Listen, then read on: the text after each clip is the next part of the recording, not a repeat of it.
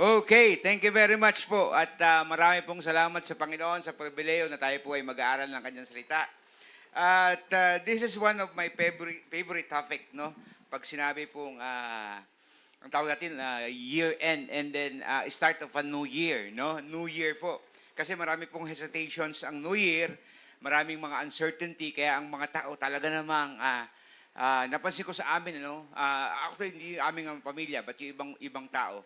Pagka po Pasko, hindi ganun kagrabe ang kanila pong pag-abang, no? Talagang, kumbaga, ang sabi nila, nairaos din. Parang nilaraos lang yung Pasko. Pero pagka bagong taon, wow, lahat sila lumalabas, no? Talagang nakikita mo yung effort nila. Kasi nga po, there's a lot of uncertainty for the 2025.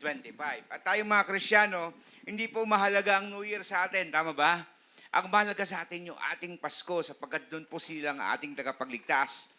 At tayo pong mga Kristiyano, ang advocacy po natin dapat Christmas, no? Hindi po New Year. Kasi ang New Year, alam natin na whether we like it or not, mag-New Year yan, no?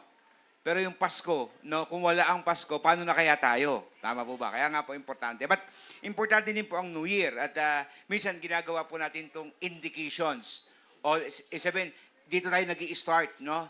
Ang tawag natin dito platform where we kick off the year, no? Usually ito po yung first day. Alright, so pakitignan nyo nga po. Meron akong slides dyan. Pakisuyo nga po ako. Ayan, no? Ano yung mga napapansin yung picture na yan? Sino po naka-encounter dito niyan before? Ayan. Okay. Ano yan? Ang tawag dyan? Telephone. Alam nyo ba na ganyan ang telepono nung araw? Mga millennials. Nakagamit po ba kayo yan? Yan. Actually, kung titignan nyo, digital na yan, di ba? Kuya, dati, papuputput ang daliri mo, di ba? Kaya kawawa ang kawawa ang mga tao nun. Kasi iniikot, no?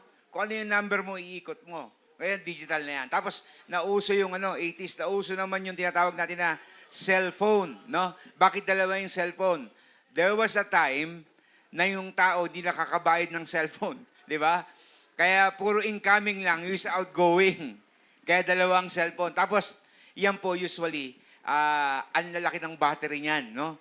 Hindi po nakakatagal na maghapon yan, naalala ko, no? Kaya kami mga ahente nun, hirap na hirap yan kasi talaga ang bigat po niyan. Tapos yung dumating naman yung cellphone yan, no? Tatawag ka, no? Nagkaroon po ng mga beeper, no? Ngayon, kung titignan po niya, not unless na ikaw ay nag-iipon ng mga nostalgic equipment, no? So do you think yan po ba ngayon ay useless or not useful? Useless? Useless? Useless po ba? Nung araw, pero ngayon, hindi na. Ang tawag po dyan ay phase out. Slides, please. Ayan. Sino nakakaalala niyan? Yan ang pinaka-low-tech kasi top load, no? Yan po ay Betamax. Hindi nyo na alam kung ano yung Betamax. Grabe. Nung araw, hindi pa unso ang Netflix. No? Ang tawag dyan, Betamax. Tapos, pagka manonood kami ng movies noon, pupunta kami sa mga video shop. Mag-rent kami. No, Betamax po yan. Yun yung yung tinatabing na top load. Tapos, naging moderno yan, yung front load. Kaya nga minsan tatanungin ka, ano ang Betamax mo? Front load o top load? Front load. Ibig sabihin, social ka kasi front load. Yun yung mga modern day. No?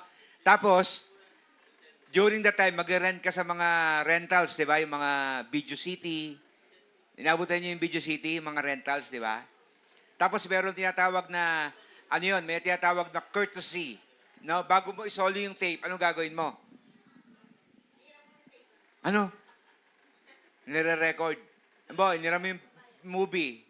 Pagka sinoli mo, anong gagawin mo? Hindi nyo na alam, millennials. I-rewind nyo. Tama. Kaya nauuso yung yung parang kotse na tumutugtog basta nag-rewind kasi susoli mo, tama ba? So yan. Yan ay useless o hindi useful o useless? Use up.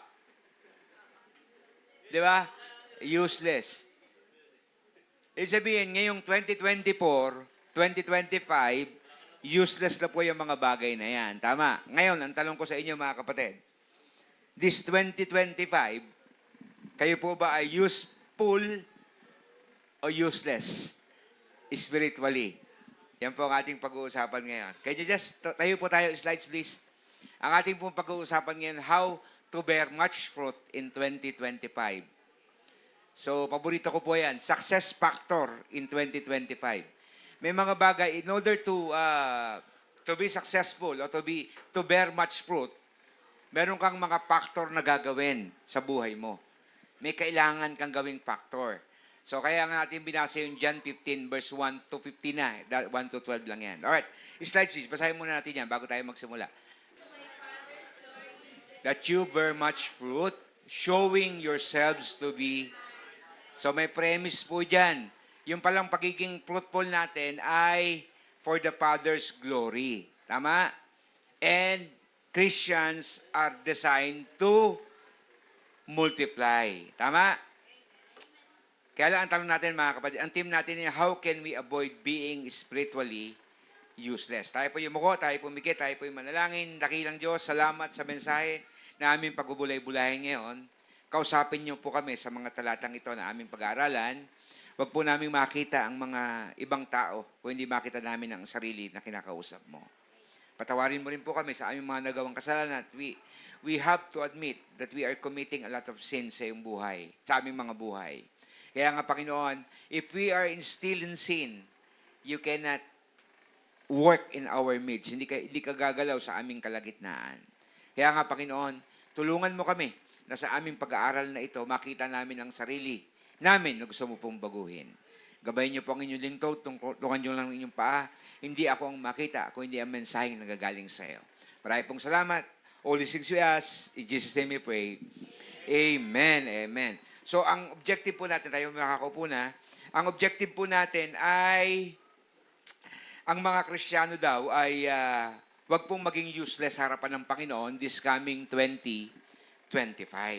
Sabi niyo, kung naging effective lang siguro kung Kristiyano, baka mas lalo pang natuwa sa akin ang Panginoon. Tama ba?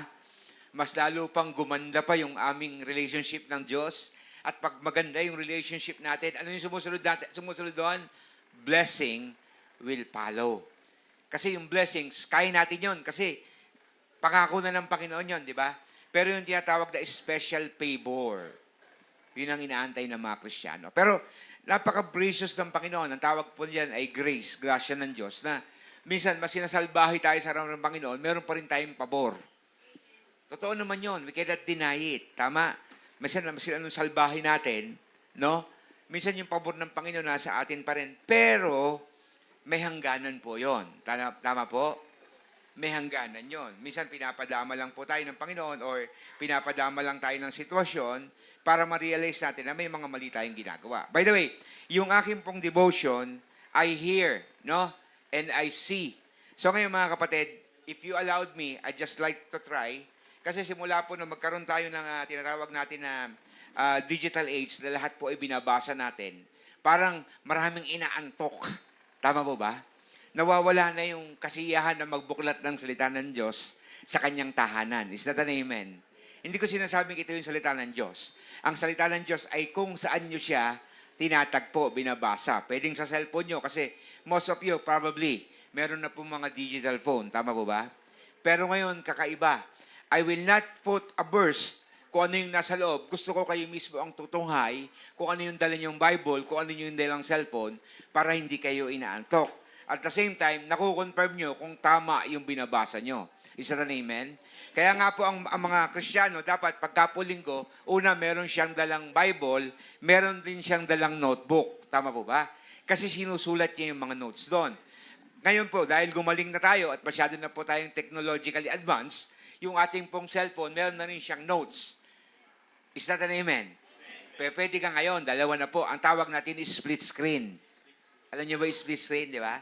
So yung kabila, Bible, yung kabila, notes. Yung kabila, Bible, titignan nyo kung saan yung mga verses, bibigay ko lang yung mga verses, yung mga talata, pero yung laman, dapat kayo mismo ang babasa.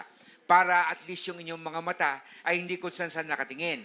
I would like to ask you, kung pwede po ba, pakilagay po sa aeroplane mode yung inyong mga cellphone. Yung aeroplane mode po, pagpa po ibinaba nyo yan, ibinaba nyo yung inyong cellphone, if you have an Android, baba nyo lang po ganun, makakita po kayo ng symbol ng aeroplano, pindutin nyo lang po yun. Ang tawag po doon ay airplane mode. Wala kayong marireceive na anumang notifications, wala, even the internet will be cut kasi nga po kayo po ay nasa airplane mode. And the most important thing about that,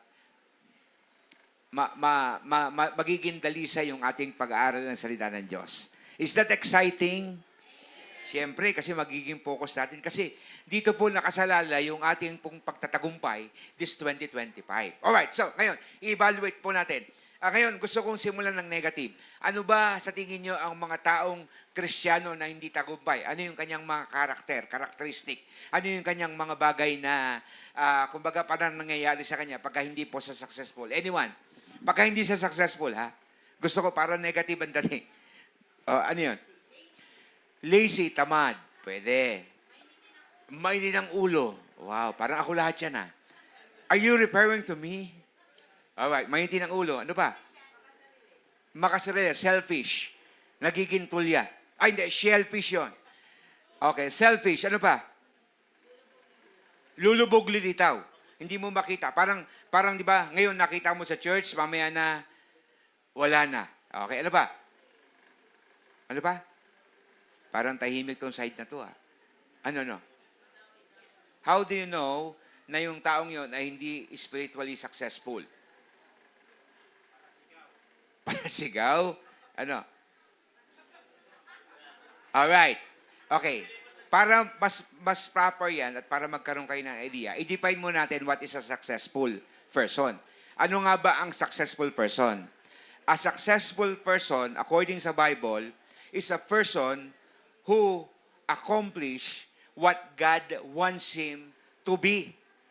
Ibig sabihin, isang tao daw na na gusto ng Diyos mangyari sa kanya yung gusto niyang mangyari. Ngayon, tignan natin. Sa tingin po ninyo, mga kapatid, tignan niyo yung mga katabi niyo. Tignan niyo yung mga katabi niyo. Successful kaya yan?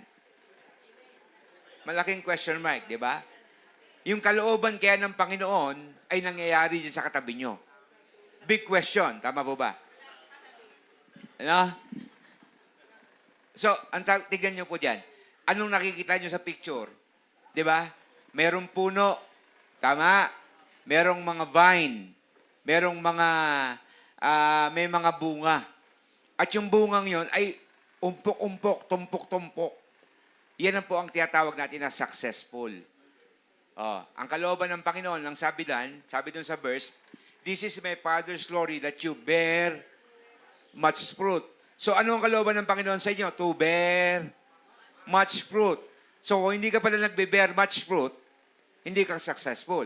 So, hindi pala definition yung lazy. Ano sabi nyo kanina? Mainitin ang ulo. Ano pa? Hindi pala yun ang sandigan ng Panginoon. Tama?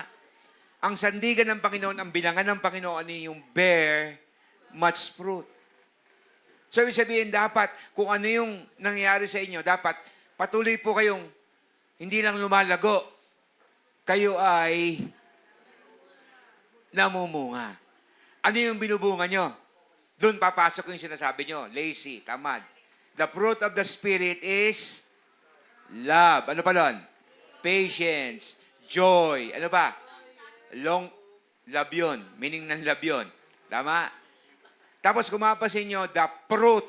Hindi fruits. Pasinin nyo sa Galatians. The fruit, walang S. Bakit? Bakit? Package deal yun, kapatid. Kasama lahat. The fruit. Hindi pwede magkakaiwalay. Kaya sabing ganyan, Kristiyano ako pero tamad pa rin ako eh. Hindi pwede yun. Tama? Kristiyano pa rin ako pero maintin pa rin ang ulo ko. Hindi pwede yun. Pero pwede yun. Nangyayari sa pastor yun eh. Kasi nga po, nangingibabaw sa kanya yung tinatawag natin na flesh. Hindi sila mumunga. Diba? Alright. Ang sabi dan, that you bear much fruit, showing yourselves to be my disciples. So every time pala tayo na hindi po tayo tawag dito, hindi po lumalago, hindi nagtataglay ng mga bunga ng Espiritu, hindi po tayo na ituturing na disipulo ng Panginoon. Amen po ba? Ang sakit, no? Ang sakit. Nung pinag-aaralan ko nga ito, talagang guilty ako. Guilty ako. Pero I have no choice. Sabi nga daw nila, yung una daw, sakit na dapat nararamdaman ng preacher, yung sakit na siya mismo tinatamaan. Tama po ba?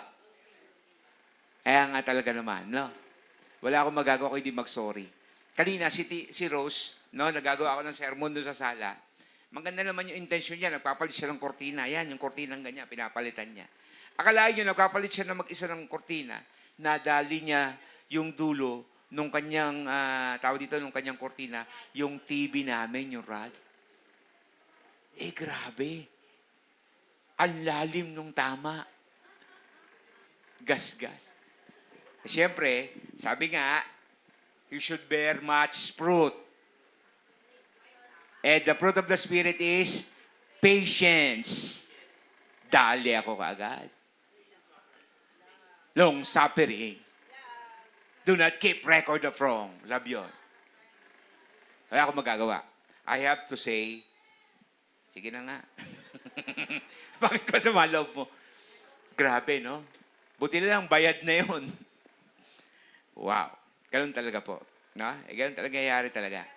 Alright. So, sige. Bago po tayo magsimula, tingnan muna natin yung mga background. Alright. So, ngayon, I want you to hold your Bible, hold your cell phone na ang tawag dyan? Naka-airplane mode. Go to John chapter 14 para maintindihan natin yung concept na ito. Kasi hindi natin maintindihan to. Ang hindi natin nakikita yung background. Pagka po kayo magpipreach, o kayo magkabasa ng Bible na hindi nyo maintindihan, huwag kayong tatawag agad kay Soriano, patay na yon, no? Punta kayo sa YouTube, tatawag. So, ang gawin nyo, basahin nyo yung sinundang verse kasi makikita nyo doon yung theme. Alright, so kasi, pag binasa mo ito, maliligaw ka dito, John 15, kasi ginagamit ito ng mga ibang verses, na ang sabi nila, pagka daw ang Kristiyano ay hindi po, kumbaga pinutol sa sanga, ay hindi siya Kristiyano, no? So, ibig sabihin, Kristiyano siya, nakakabit sa sanga, pag pinutol siya. Hindi po salvation ang tinutukoy nitong verse na ito. Hindi po salvation, but production. Sabihin mo, production. Production. Ibig sabihin, resulta. No, hindi ito walang kinalaman dito sa salvation.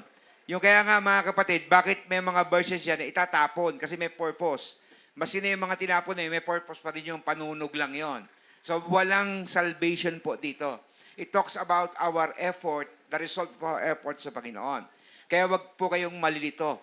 At wag na wag niyong gagamitin itong verse na ito na sasabi niyo, nawawala ang kaligtasan. Hindi po. Actually, ito po ay about production. Kasi nga po, mananampalataya na ito. Tama po ba? Kasi ang tawag niya dito, disipulo na eh. Pwede ka bang tawagin disipulo kung hindi ka anak ng Panginoon? Alright, so sige, tuloy po natin. Let's look at the background of this place. I want you to establish bakit po ganyan yung statement. At kailangan nating maunawaan yung tatlong pag-aaralan po natin. By the way, ang point natin ngayon, how to be successful in the year 2025. Number one, dapat meron yung factors that result success to 2025. Number one, relationship factor. Point number one, focus, relationship factor. Sana may relasyon ako ng 2025. Pwede, if you keep the factor, no? Alright. And then number two, ang tiyatawag natin na remain in me factor. So, yun yung pangalawang R natin. Then pangatlo, remain in me factor. And then yung pangatlo, ang tawag po natin is results and reward factor para maging successful sa 2023. Tatlo po yan. Alright, so ngayon basahin natin yung background para maunawaan natin. Pag binalikan natin mamaya, maintindihan natin bakit ganun yung salitaan, usapan ng Panginoon. John 14 verse 11 to 12. Are you with me? Bilis ha. John, ayan, 14. Actually, nakita ko na rin itong Bible ko. Nawawala po ito dyan. No? Kasi nga po ito yung malalaki. Hindi ko na mabasa talaga yung maliliit eh. No? Talagang ako po, ayan na. Okay, John 14 verse 11 to 12. Believe me when I say that I'm in the Father. I am in the Father. Ako ay nasa Ama. And the Father is in me. at ang Ama ay nasa akin. At least, believe on the evidence of the works themselves. So, sabihin yung kinikilos pala ng Panginoon ay hindi dahil sa Kanya ito, kundi galing sa Kanyang Ama. Napaka-humble ng Panginoon. Jesus, 12. Very truly I tell you. Nasa 12 na po ako. Narin na kayo? Very truly I tell you, whoever believes in me will do the works I have been doing. And they will even greater things than this because I am going to the Father. So yun po yung ano ng Panginoon, yung relationship niya. Ang Panginoon daw ay nasa Ama at gumagawa siya dahil nasa Kanya ang Ama. At ang paggawa niya ay para po mabigyang kalwalhatian ng Kanyang Ama. Malinaw ha? So ibig sabihin, yung susunod na verse, hindi ito salvation kasi ang tinutukoy dito ay production. After you have been saved, ito na dapat ang expectation sa atin ng Panginoon. Kung talagang nasa atin ang Ama, kung nasa atin ang Ama ay naka Jesus, at kung nasa atin si Jesus, dapat may resulta. Sabihin mo nga, sabi mo, resulta. Ayan. Kasi nga po, aalis ang Panginoon. Tayo ang kanyang magiging representative dito. And that's the purpose of that verse. Amen? So nakita niyo yung relationship niya. Our Lord, Jesus, during the time na nasa lupa siya, cannot work without His Father's presence. Amen? Nasa Kanya. Okay, ngayon, yun ang relationship ng dalawa. So, napaka-importante ng relationship. Ngayon naman, yung relationship ni Jesus, tsaka relationship natin. John 14, verse 13 to 14. Move lang kayo ng konti. John 14, naran po ba kayo? 13 to 14. Di ba ang ganda, hindi kayo inaantok? Amen ba? At hindi kayo nakatingin lagi sa screen. So, those who are online, you have to have your own Bible when you hearing this sermon. Kasi importante, although I'll be reading, it's better that you see it also. Kasi according to the technology, no, mas maganda daw ang recall kapag ka po tayo ay nakikinig na, nagbabasa pa. Amen po ba? Mas malalim ang recall nun. John 14, verse 13 to 14, and I will do whatever you ask in my name. Wow, yun naman ang relationship sa atin ng Panginoon. Gagawin niya naman kung ano na yung I will do whatever you ask in my name, hihilingin, so that the Father will be glorified in the Son. Wow. Dahil kapag po tinugon ng Panginoon yung panalangin natin, anong mangyari? Napapangaralan sila na sila ay mabuting Diyos at talagang nakikinig ng ating panalangin. You may ask me for anything in my name and I will do it. Wow. Ang ganda naman ng promise na yun, Pastor. Ibig sabihin, this 2025, kung ako ay healing sa Panginoon, totoo pa rin ang Panginoon. Totoo naman. Sasabihin ko, for the meantime, na yes. Kaya lang mamaya, meron niyang if. Yun ang mabigat. Yes for now, if later. Transactional yan. Alright. Are you still with me? Ngayon, yung relationship ng Father tsaka si Jesus established na. Tama? Ngayon, yung relationship naman ni Jesus tsaka sa atin, established na. Kaya tutuparin ng Panginoon yung ating mga panalangin kasi napaparangalan din ng Ama. Ngayon, tanong, ano naman ang relationship natin at ang Holy Spirit? Diyan din sa verse na yan.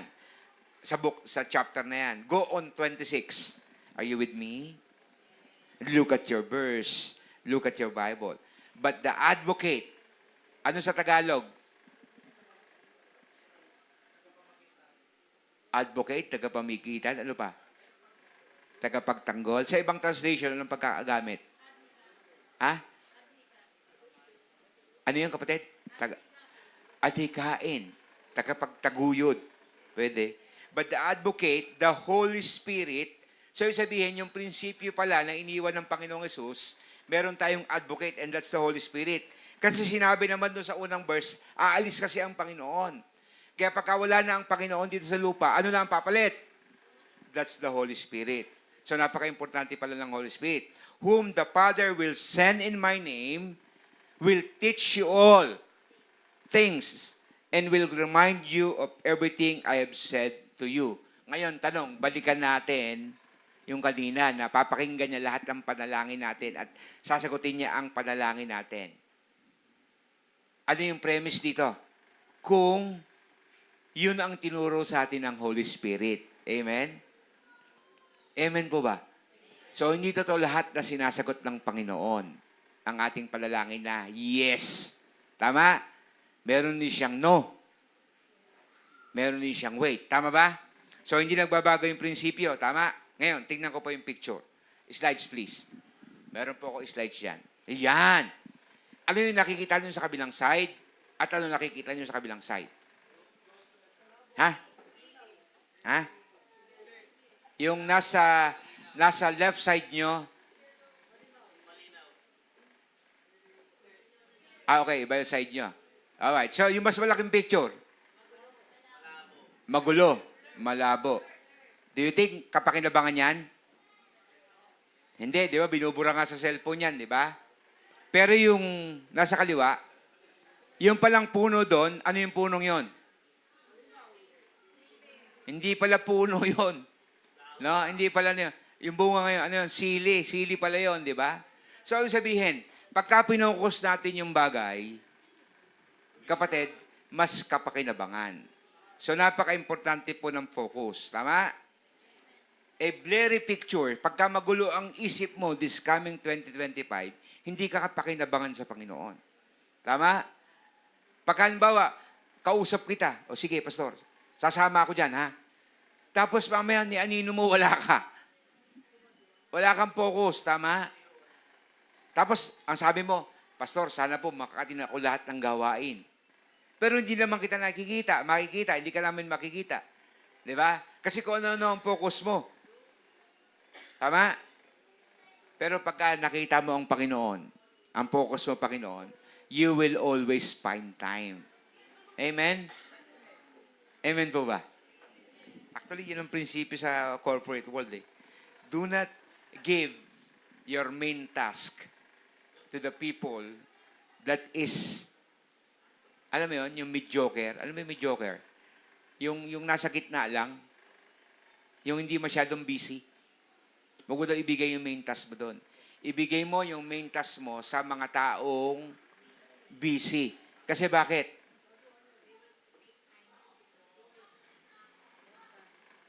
In spite of his busy schedule, na-accomplish niya yung mga bagay na yan, kaya niyang gawin yan. Yung mga taong wala na-accomplish, huwag mong bigayan dyan. Kasi bakit? Hindi niya ma-accomplish yan. Alright. Ang point number 1, relationship factor. Ayan. Napaka-importante niyan sa paglago natin ng 2025. Ngayon, nasa mall kami, no? Maghapon. Hindi naman maghapon. Marami kaming task kahapon. Yung babaeng yun na nakapula, yung panginig-ginig ng galon, yan ang may kasalanan. No? Oh, ginig-ginig siyang galon. Di ba? Sabi, oo daw, di ba? Sabi niya, walang ibang salita yan kung hindi mall. Mall. Mall. Dahil sa salita niyang yon, kapatid, Biyernes pa lang, naglaban na yung tatay niya. Kasi ang focus, mapagsilbihan yung maliit na babae na mall. Di ba? Nag-jogging, nag-mall, di ba? Nag-banding. Yun ang problema. No? So, napaka-importante yung tinatawag natin na relationship factor.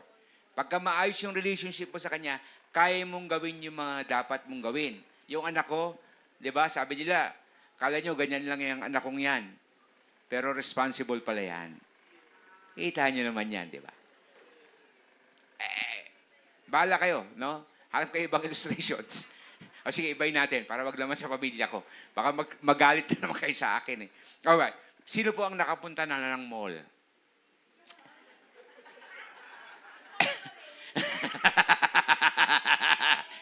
Mall pa rin, na? Sino po ang mall? Ngayon, pagka po kayo nasa mall na, no? Paano nyo malalaman doon kung ano ang relationship ng bawat isa? Alam nyo ba, sa ragi namin pagpunta doon, alam na namin kung sino na ang mag-asawa, sino na ang mag-girlfriend, boyfriend pa lang, at sino ang nanliligaw pa lang, at sino yung mga senior na Alright. Ang term natin is focused. Pagka yung boyfriend, girlfriend pa lang kumakain sa Jollibee, naku po, parang walang ibang tao sa paligid. Eye to eye. Nagsusubuan pa.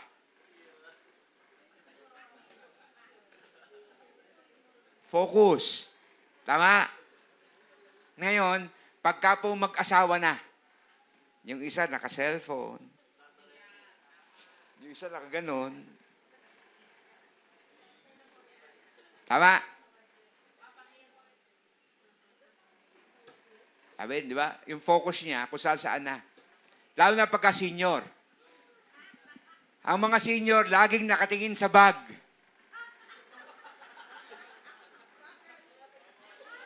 Alam nyo na.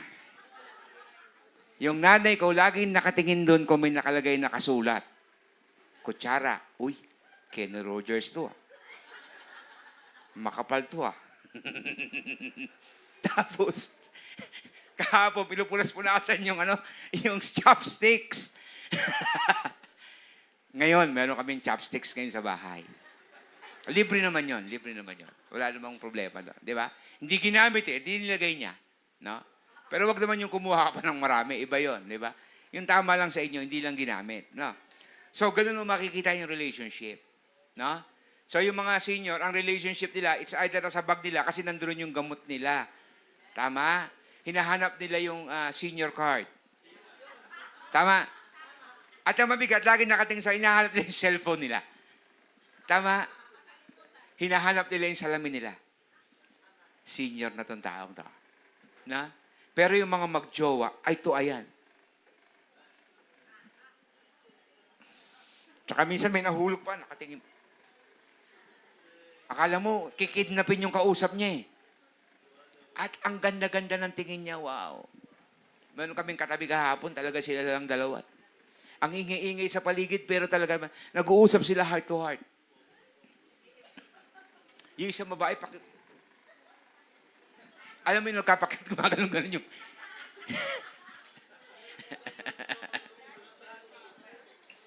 Kaya observant kayo. Kaya nga kami, talagang pag kami ni Ross, mag-asawa kami kasi wala kaming pakalam sa isa't isa. Meron pa nga pagkakataon eh. Dumating yung pagkain, kuha ka na lang dyan eh.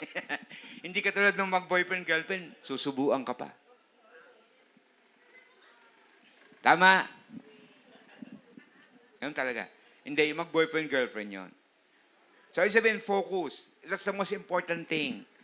This 2025, focus on our relationship. Number 1, relationship with God first. Kasi spiritual eh. Ayusin muna natin yung relationship natin sa Panginoon. Okay, please look at John 15 verse 1.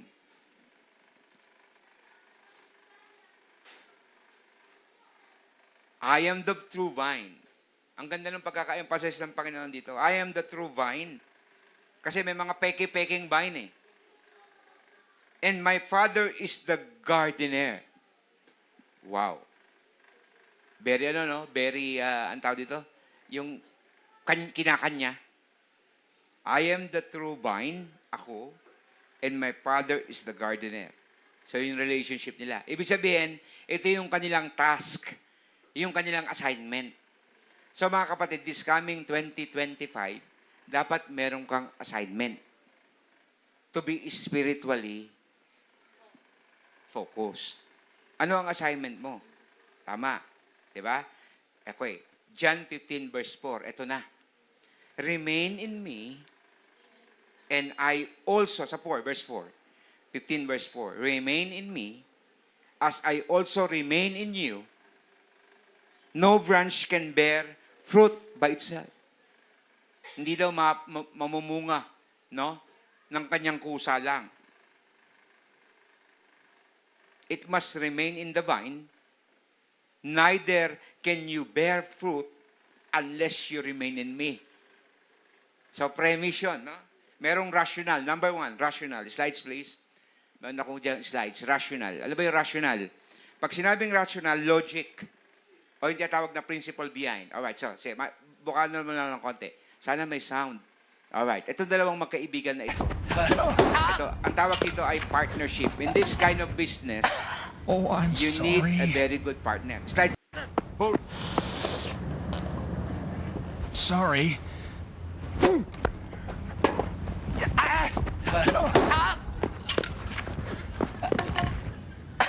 Oh, I'm sorry.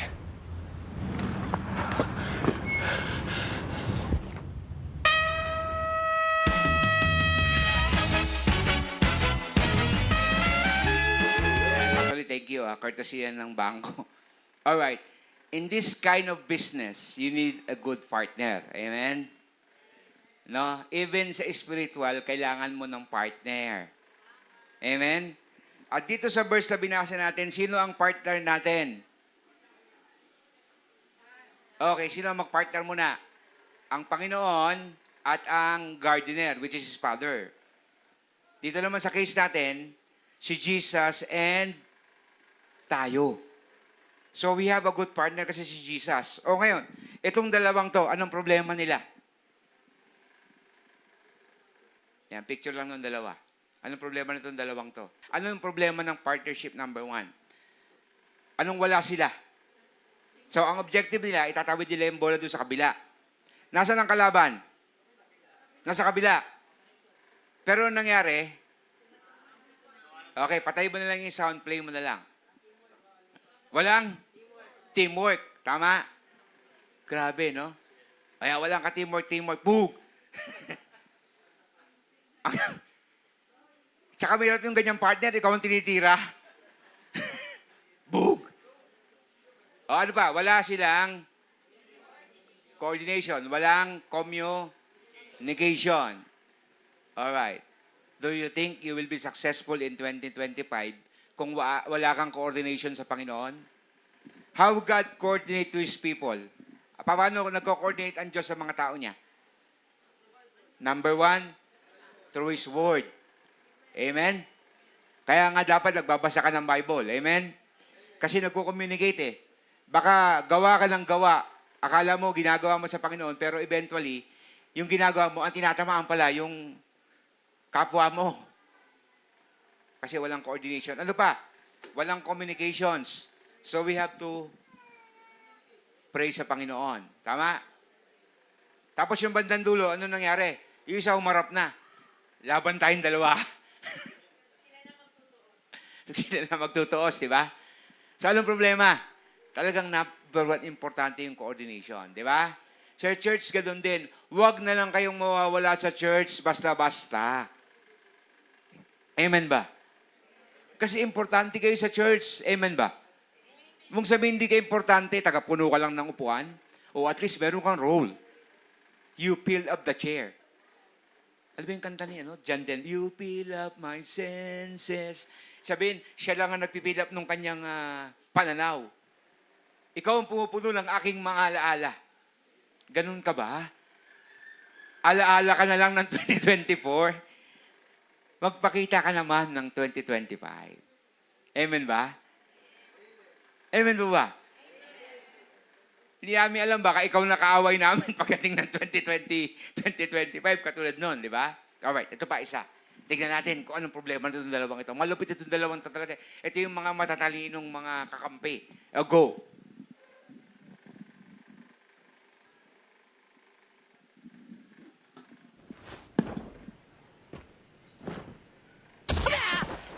Intruders! Sorry. Get them! Get them!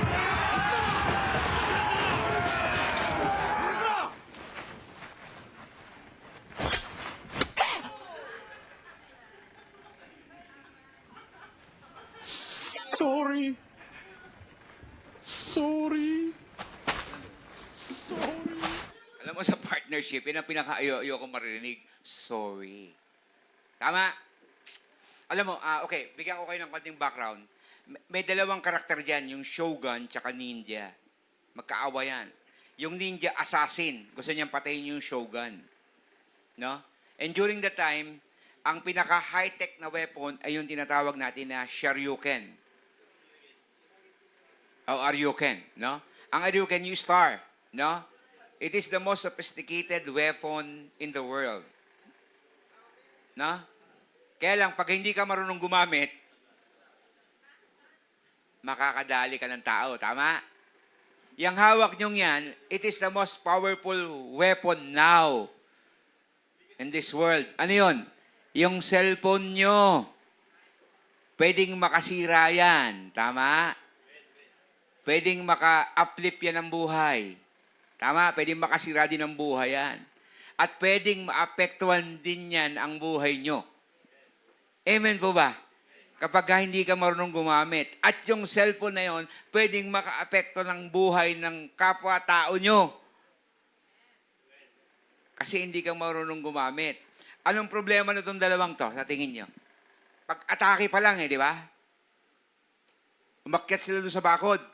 Pagbagsak ng isa, sino yung nabagsakan niya? Yung partner niya. Wala na namang ano? Coordination. Ano pa? Ano pa? Kasi yung isang yon hindi nag-practice. Ano ibig sabihin? Practice makes perfect. Kaya nga pagka may practice, umatin ka. Buti kung kasing galing ka ng men. Di ba, men? Doon nag-practice sa performance. Nanalo pa. Kasi nga, malupit ang research namin. Alam namin yung topic eh. Hindi kami gumanong-ganon lang. Di ba? Talagang kumanta kami. De, biro lang po ha.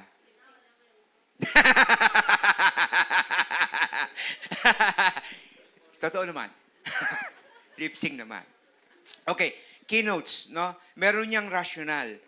To be productive, we should be closer to the supply chain. So para daw maging productive ka this 2025, dapat malapit ka sa supply chain. Ito na-observe ko, no, pupunta ako sa Baguio, pupunta ako sa iba't ibang lugar. Bukod tangi po ang Baguio. Ano nyo, ang Jollibee hindi pwede magbago ng presyo yan eh. Tama? O yung Chowking, ano pa iba? McDonald's, puro ko Jollibee, no? Hindi KFC, hindi pwede magbago ng presyo yan. Pero pagka pumunta kayo sa Baguio, maliit ang serving ng chicken. Maniwala kayo. Order kayo ng Chicken Joy. Pag umorder kayo sa Alabang, kapatid, ang laki. Pero pag umorder kayo sa Baguio, ang liit. Malamig daw, sabi ni Sister. Malamig kasi. Okay, the principle of supply chain. Ngayon, hindi sila pwede magtaas kasi nga po mahal ang papunta ng Baguio eh. May gasolina, tama. Hindi ka pwede magbago ng presyo. Ano na baguhin mo? Baguhin mo na lang yung size. Tama? Ngayon, kapatid, kaya nga po malaki ang chicken sa Muntinlupa. Bakit? Ang komisari ng Jollibee, ng Chowking, ang Chowking nandiyan dyan sa atin. Tama? Ang komisari ng Stars Jollibee na sa somewhere in Laguna. So, malalaki yung chicken. So, ibig sabihin, pag malapit ka sa kusina, anong prinsipyo? Busog ka. Tama. Akala ko may uling ka eh. Busog ka. Siyempre, malapit ka sa kusina eh. Okay. Read again John 14 verse 10. Ayan. Gusto ko sa inyo. Yumuyo ko kayong ganun eh. Kasi nagbabasa kayo eh. Tinitignan nyo kung may message. Alright. John 15 verse 1 and 4. John 14 verse 10. Paki-slide. Pero yan line item. Don't you believe that I am in the Father and that the Father is in me? The words I say to you, I do not speak on my own authority. Rather, it is the Father living in me who is doing His work. So, ang Panginoon pala, kaya ang dami niyang accomplishment, 3 years lang siyang nag-operate sa mundo. Pero grabe ang kanyang accomplishment. Why? Kasi nga po, ang relationship ang importante sa kanya nung na siya nandito. So, ang challenge ko sa inyo, ang tawag dito is divine partnership. Sabi mo sa atin mo, divine partnership. In the relationship naman of Christ and the Holy Spirit, ito naman, punta kayo sa 26. But the advocate, the Holy Spirit, whom the Father will send in my name, will teach you all things. I will remind you of everything I have said to you.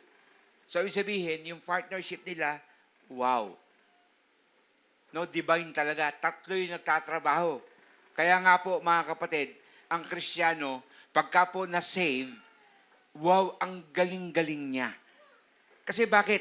Tatlo yung nagtatrabaho sa kanya eh. Kaya nga tignan mo yung katabi mo. Hindi ka mahina, kapatid. Tatlo ang nagtatrabaho sa'yo. At ang nagtatrabaho yan ay puro Diyos yan. Amen? Ganun ka ka-importante sa harapan ng Panginoon. Kaya magsimba ka na. Tama?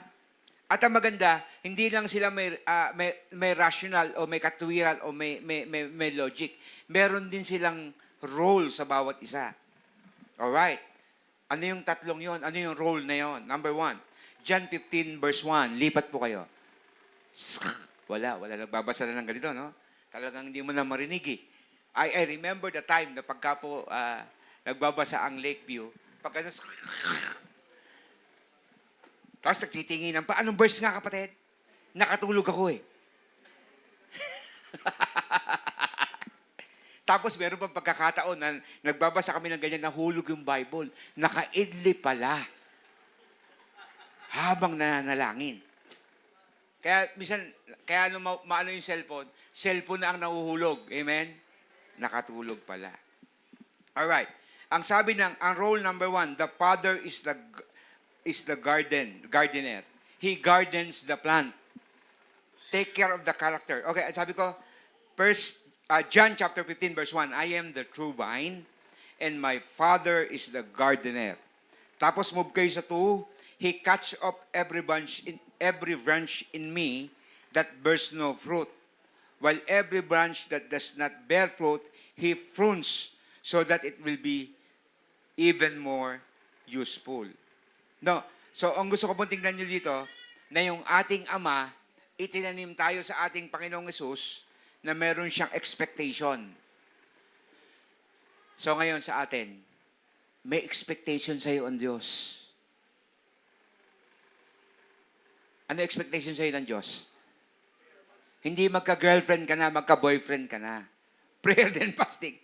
Ang expectation sa iyo ng Panginoon is to bear much fruit. Ang tawag doon ay, nagtanim siya kasi alam niya na sa future, papakinabangan ka. Sabi mo nga sa katabi mo, papakinabangan ka. Gone are the days na iniisip mo na papakinabangan mo sa church. Hindi.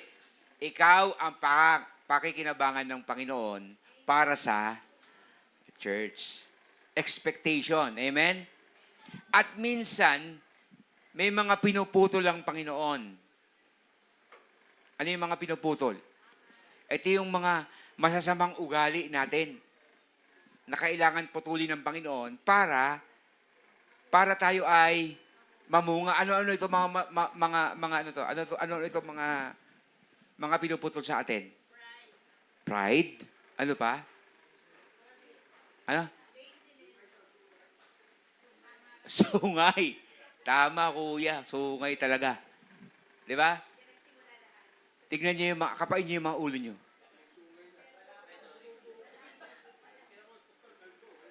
Okay. Pabor na po. Si kuya, hindi na kailangan kapain. Titignan mo na lang. Di ba? Kapatid, ang estudyante, lagi kong tinitignan ng kilay niyan. Tignan niyo. Hindi yung sungay. Kilay. Tingnan mo. Pagka yan ay ngayon hindi mo na ma-determine masyado kasi masyado na silang ngayon eh. Ang mga estudyante, pagka graduate yan, lagi kong tinitignan niya ang kilay niyan. Pagka naubos ang kilay niyan, ay matalino yan. Nagsunog ng kilay ng pag-aaral. Kaya meron ako nakitang bata, lalo na noong New Year, paglabas niyang ganyan, wala na siyang kilay. Naglaro pala ng poga. Sinilip niya. Ayun, nawala ang kilay niya. Meron tayong membro niyan, nawala ng kilay dito. Hindi ko alam kung sino. Si Timo yata.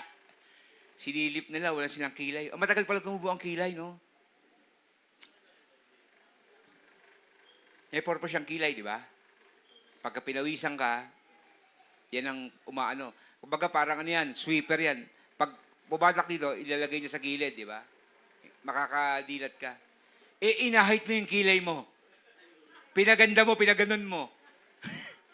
Kaya yung mga kapatid, yung magaganda kilay, iiyakin. Tama? Kasi yung pawis eh. Mo. Yan yung anak ko, di ba? Amen. Yun ang amen sa mga bata. Paano hindi mo mamahalin yung batang yan, no? Dalawa na yan, mag-uusap na sila. Sabi niya, puro babae. Bira. John 15 verse 2. Look at your verse. He cuts off every branch in me that bears no fruit. Ganun din tayo mga kapatid. May mga tinatanggal ng Panginoon. Ako, para i-prove lang ng Panginoon na sobra pride ko, tinanggal niya yung mga ibang negosyo sa akin. Na-scam ako. Totoo. Iba pa yung scam nyo, iba pa yung scam ko. Grabe yun. Yung scam nyo, okay lang yun. Kasi with consent. Yung sa akin, grabe. Tama nyo sa prayer yan, no? Still, but I know God will provide. Amen?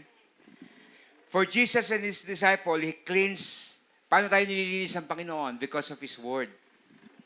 Look at John 15 verse 3. You are already clean because of the word I have spoken to you. So ano ang role ng Father? Siya yung nagtatanggal.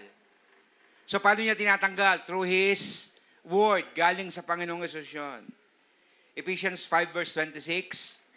To make her holy, Ephesians 5:26. Bigyan ko kayo ng konting time. Mag-anap. Ephesians 5:26. Matagpuan po yan sa Old Testament. Yan ang gusto ko sa iglesia. No, marunong. Pastor.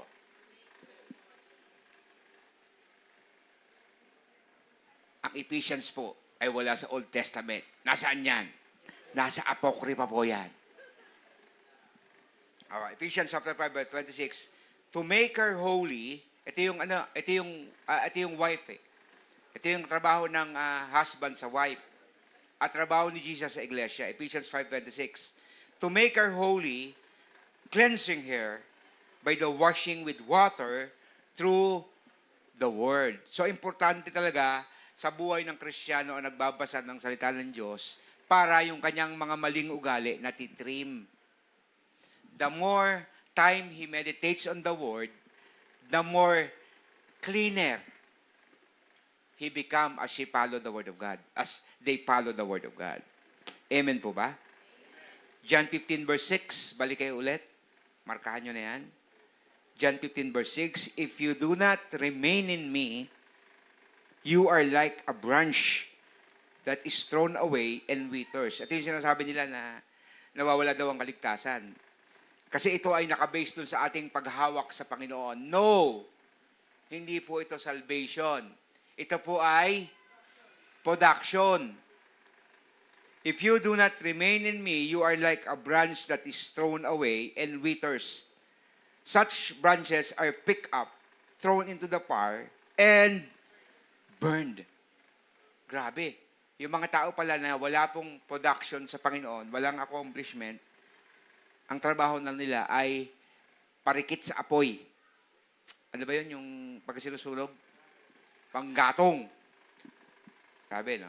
Alright. So, meron silang rational o yung tinatawag natin na katwiran o reason. Meron ding responsibility. Tapos yung pangatlo, meron silang tinatawag na responsibility. Okay, ano ba yung responsibility? So, meron silang dapat gawin. So, yung ama, obviously, siya ang mag-aalaga dun sa mga puno. Amen ba? At yung branches, yung mga sanga, siya naman ang magbibigay ng sustenance dun sa bunga. So, ang trabaho naman ng bunga, ano yon? Dumami. Dumami. Para pakinabangan. Ngayon, ang tanong, Pastor, binigay na lahat ng Panginoon, no? Ang given na ang gardinero natin o gardener natin ay maayos. Tama? Bakit maayos ang gardener? God the Father yun eh. May gagaling pa bang gardener doon? Amen ba? At alam niya kung ano ilalagay na pataba. Bakit? May Holy Spirit eh. Tama?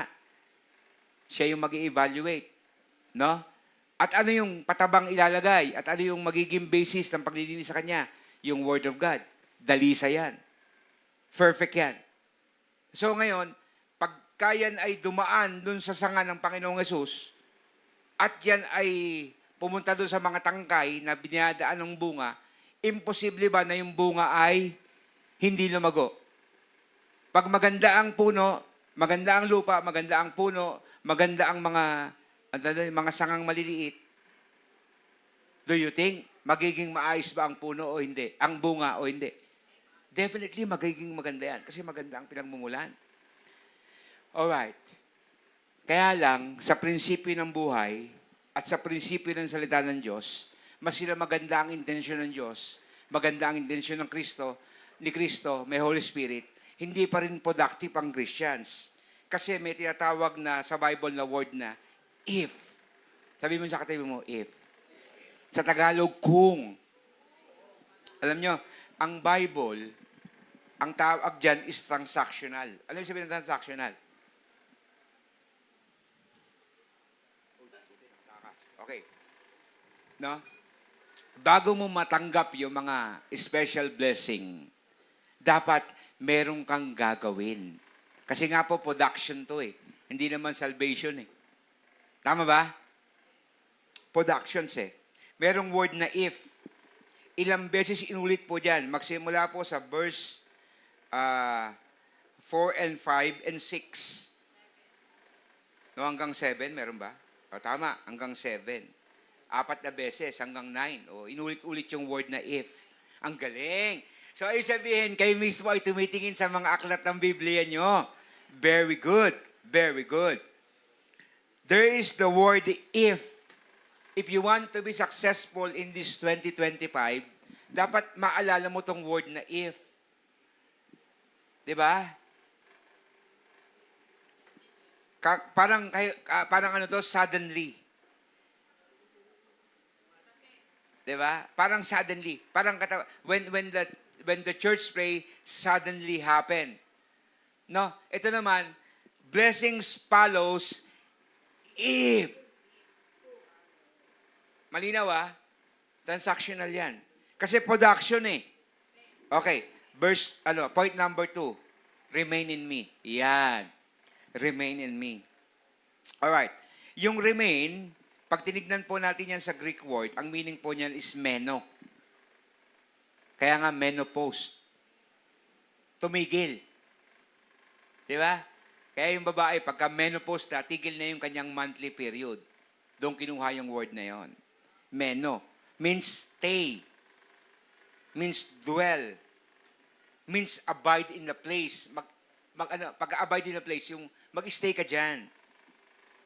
Or, ang tawag dyan, relationship. The main issue here is how you maintain your intimacy with Christ. Your productions will always be dependent with your source. Yun daw output mo, nakabase yan dun sa iyong source. Slides please. Meron ako dyan illustrations about the equipment. Ayan.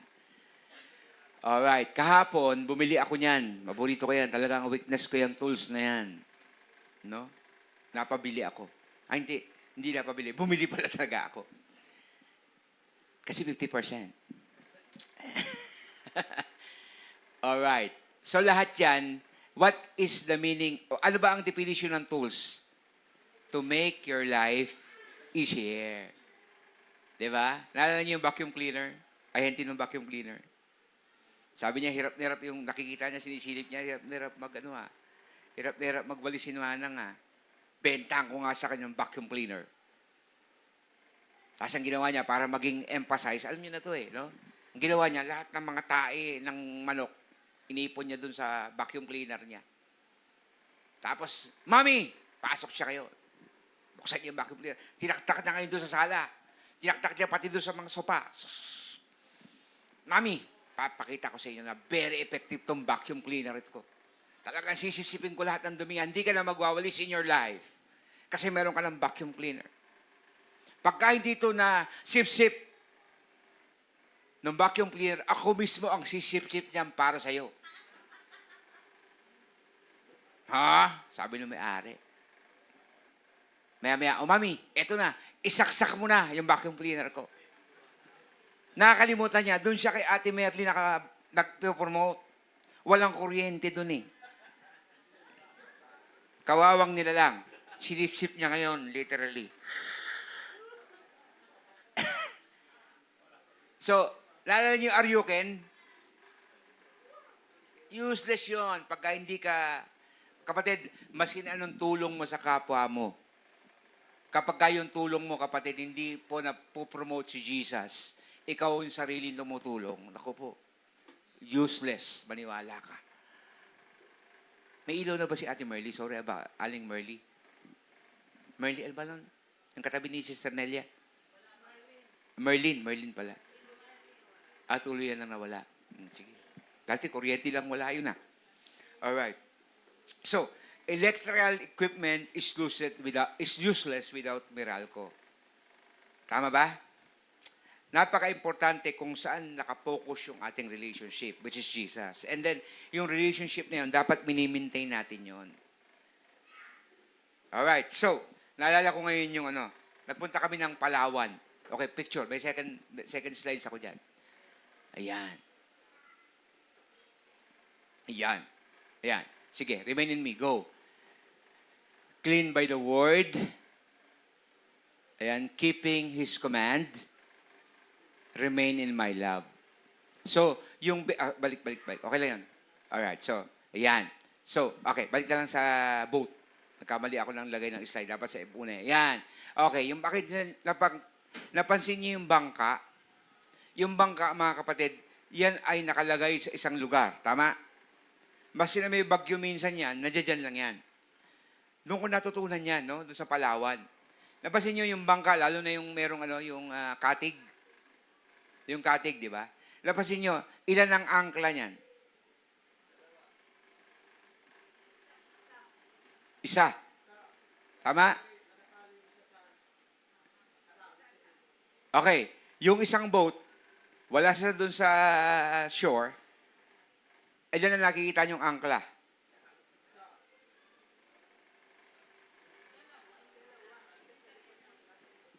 Ako rin, akala ko isa lang eh. Dalawa yan, kapatid. Meron palang angkla sa harap yan, tapos may angkla sa likod. Kasi bakit? Diba? Yung isa, kaya isang angkla niya nasa likod, kasi nasa likod lang, isa nakatali dun sa puno. So, ibig sabihin, para wag kang maalis sa posisyon mo, meron ka palang dalawang dapat gagawin. Of course, yung angkla is the Word of God. Dito ka magbe-base. Tama? Okay. Pero, yung dalawang bagay na maghahawak sa iyo ay, balik mo yung slides na yun.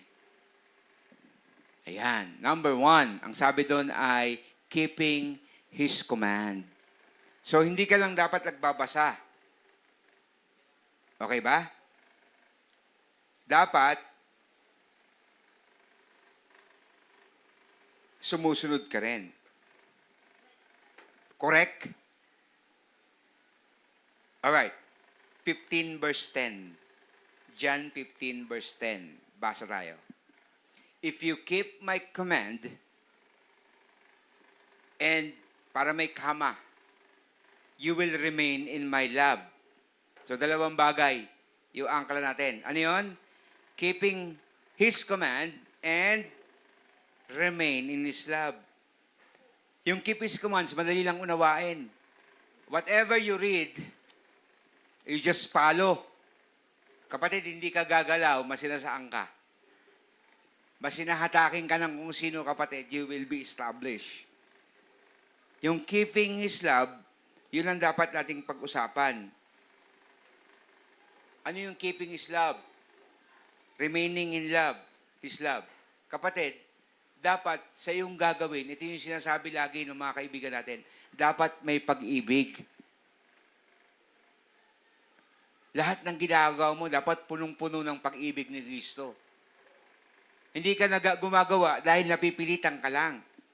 Alam mo, hindi tayo nagmi-mission sa malalayong lugar dahil gusto nating gumala. Partly yun. Benefit yun. Tama ba, Pastor Boying? Pero ang objective natin doon, ano?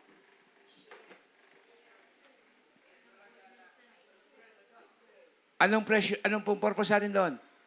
Make Christ known. Kaya hindi mo pwedeng alisin sa ating iglesia yan. Amen ba?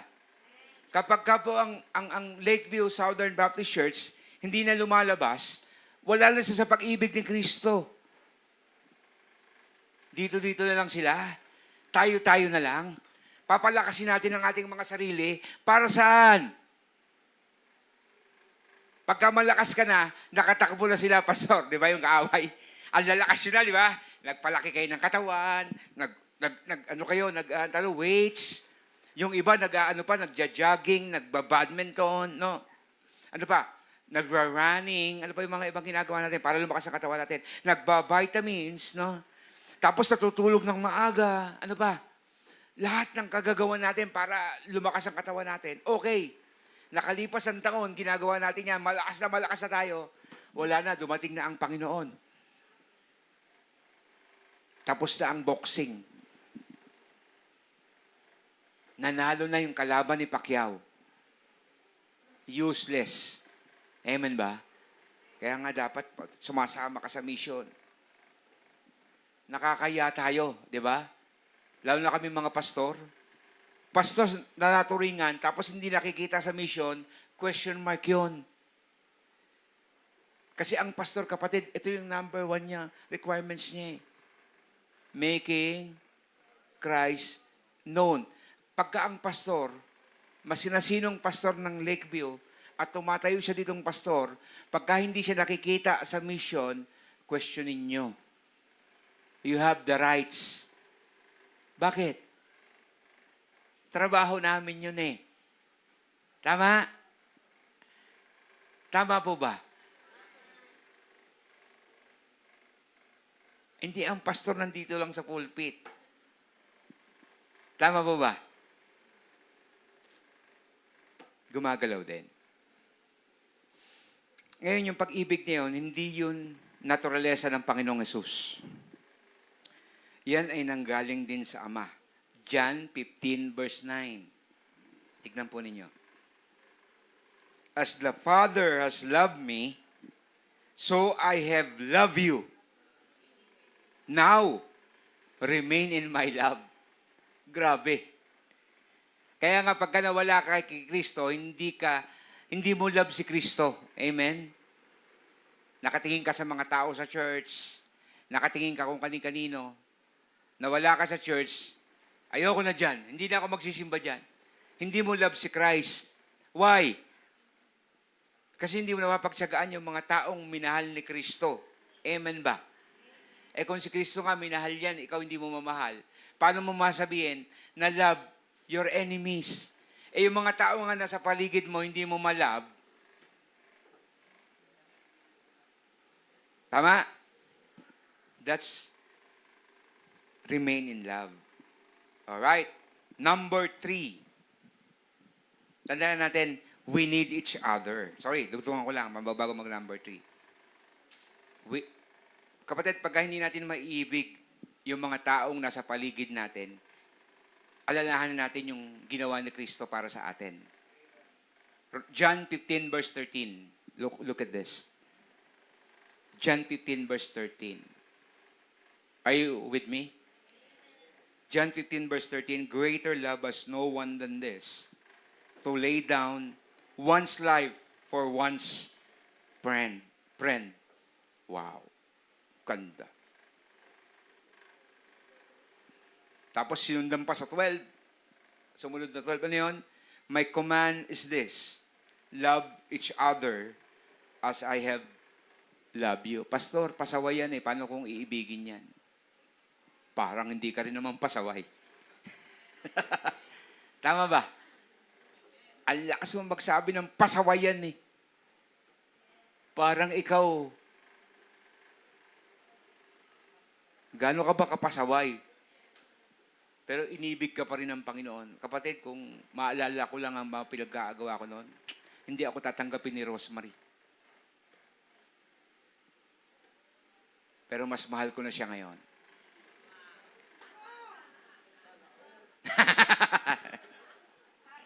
Diba? Wala naman siya magagawa eh. Ako na lang ang nagmamahal sa kanya. Naari na naman ako dito. Or pamilya ko yung illustration ko. Okay na yun. Gusto mong gawin kitang illustration? Alright, so, tuloy natin. Now, this is the Father's glory that you bear much fruit. 3. Ito na yung result. Pagka ikaw ay, ano yung number 1? If you have, ano yun? Ano yung number 1? Ano? Focus factor, o hindi tawag natin relationship factor. Number 2, remain in B factor. And then, lastly, the third will be result and reward factor. Mga kapatid, ma-accomplish mo yung mga bagay-bagay na yan pagka naalala mo na sa future, meron ka palang reward dyan. Diba? Begin with the end in mind. So, ang objective ng Panginoon sa atin ay patuloy pong mag-deliver. Christians are made to deliver, not to complain, not to be distracted, but to deliver. Sabi mo nga sa tabi mo, to deliver. Baka ang iniisip mo, galon tubig, deliver. O, deliver ko yan, ha? Hindi po. Ibig sabihin, magbigay ng resulta. Ang mga Krisyano dapat nagbibigay ng resulta. Kasi tayo ay niligtas ng Panginoon para magbigay ng resulta. Hindi mag-complain. Tama ba? Hindi magreklamo. Hindi mag-akipag-away. Mag-deliver. Alright, go. Slides, please. Tignan nyo kung itong mga taong to hindi magdi-deliver, ano kaya mangyayari sa kanilang mga trabaho. Ang tawag dito, mga rescue workers. Di ba? Paano kaya kung yung rescue worker hindi marunong magsagip ng buhay, hindi siya rescue worker? Tama? Hindi siya rescuer. Anong tawag sa kanya? Expectator. Yung nakikinig lang, nanonood lang. Ako, ang Pilipino talagang ang daming ganyan, no? Pagka nga daw, lahat ng Pilipino nagiging magaling, lalo na sa mga comment, parang ang gagaling. Huwag kayo magagalit sa akin, yung mga tricycle driver. Kasi tricycle driver din ako eh. Ang gagaling yan, mga tricycle driver na yan, parang pagka pinakinggan mo yan, lahat ng problema sa mundo masosolve nila eh. Kasi pag tinanong mo sila, lahat may sagot sila eh. Tama? Ang hindi lang nila kayang ayusin talaga, minsan yung motor nila. Tsaka yung pamilya nila, minsan. Pero pagka tinanong mo sila, ano masasabi mo sa pangunguna ni BBM? Ay, yan si BBM, ganito yan. Dapat ganito. Kamusta yung pila dyan? Ay, dapat ganito yan. Ang gagaling, di ba? O ikaw, mawak. Hindi dapat ganyan. So mga kapatid, dapat we are tasked to deliver. Tingnan mo yung katabi mo. Meron kang responsibilidad na mag-deliver. Mag-deliver ka because God is expecting you to deliver. Kasi bakit? Buhay at kamatayan ang nakalagay sa ating balikat. What if yung mga kausap nyo ngayon, hindi nyo na sila makausap bukas? Sabi nga ni Ate Jenny, sino ba yun? Sabi nga ni nanay, natakot ulit si nanay ngayon dahan-dahan kumain. Nabilaukan lang daw, na dead na. Eh, meron nga hindi pa nababalaukuan, na dead na eh. So, ano sabihin? Yung kausap nyo ngayon, baka hindi mo na siya makakausap bukas. Oo nga, ano? Nakakapon, di ako makamatanggi kung saan nila gusto magpunta. Ang dami namin pinuntahan. Parang lahat ng bakasyon namin itinodo nila sa isang araw. Kasi yung babaeng yun, yung maingay na yun. Walang ibang alam ko, hindi sa mall.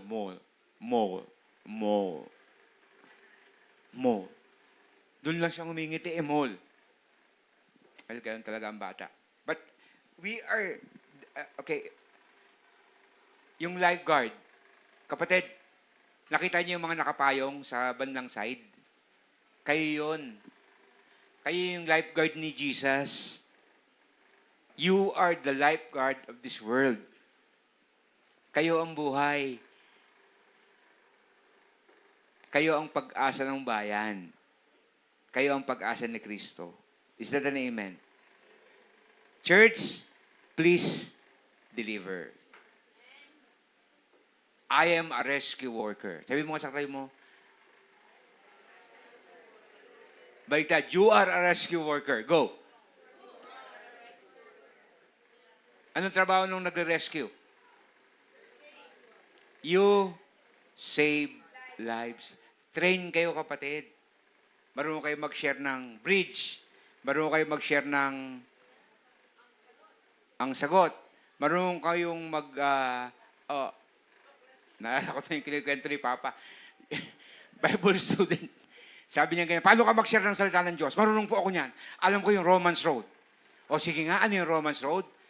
Gawin mo ngayon, John chapter 3, verse 16. Patay.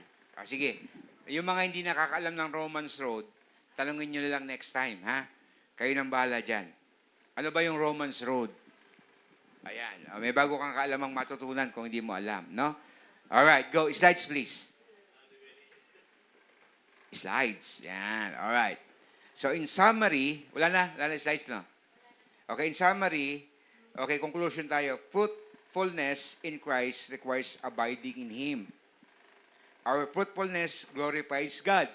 Sabi ng John 15, verse 58. Bearing fruit is a natural consequence of spiritual growth.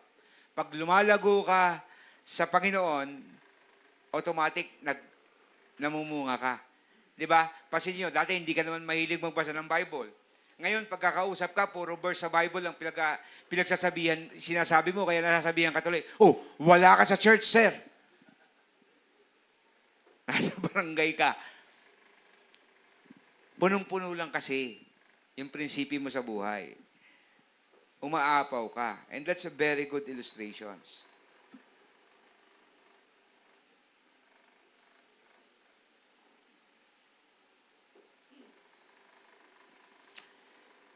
Fruitfulness involves sharing Christ's love with others. So ngayon, kapatid, this 2025, i-share mo naman yung pag-ibig ng Diyos sa iba. Ang taong pinagpapala ay yung taong mapagbigay. Di ba? Ang tanong, ready ka na bang pagpalain ng 2025? So maging ikaw ay mapagbigay. Tayo po tumayo, tayo po ay manalangin. Tayo po ay lumapit sa Panginoon at let's just bow our head. Ano yung mga call to actions? Reflect on the areas for spiritual growth. Ano ba yung mga bagay na gusto natin lumago? Commit to sharing Christ's love with someone this week. Meron ba kayong ganon? Please, this week, gawing commitment nyo na meron kayong sesyaran ng pag-ibig ng Diyos. Number 3, pray for fruitfulness in your life. Ipinapanalangin yan. And then, ito pinakamaganda, tingin sa akin. Join a ministry in our church. Tama? Baka ikaw yung magaling kumanta, mag-special number ka. Tama? Pwede tayong meron tayong tiyatawag na, ang tawag doon, yung ginagawa ng mga women, ang tawag doon, performing arts. So, hindi dito sa church, ha? Pagka nasa labas tayo, pwede kayong mag-perform. Wala namang problema yon. Okay? Let's bow our head and let's pray. Lord, help us abide in you, producing fruit that glorifies your name. May our lives demonstrate your love and redemptions to a world in need. Lord, we thank you for this message.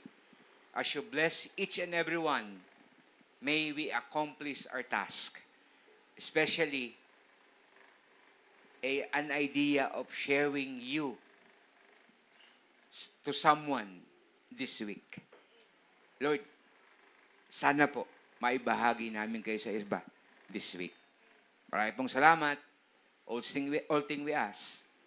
In Jesus' name we pray. Amen.